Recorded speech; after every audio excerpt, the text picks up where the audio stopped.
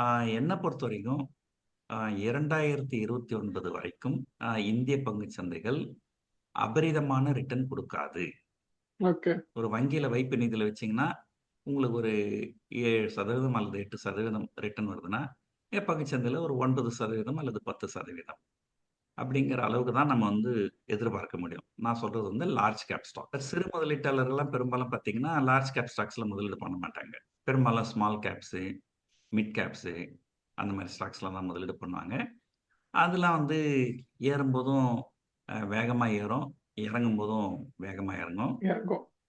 பொதுவா பங்குச்சந்தை அப்படின்னு நீங்க பேசும்போது, நீங்க வந்து மனசுல வந்து ஒண்ணு சென்செக்ஸு அல்லது நிஃப்டி அத மட்டும் தான் மனசுல வச்சுன்னு பேசுறீங்க. ஆனா அத தாண்டி மிட் கேப், ஸ்மால் கேப்லாம் பார்த்தீங்கன்னா, பெருமளவு நல்லாவே இறங்கியிருக்கு. நெறைய முன்னணி நிறுவனங்களுடைய பங்குகள் 50% 60% அப்படிங்கிற அளவுக்கு அ இறங்கி தான் இருக்குது.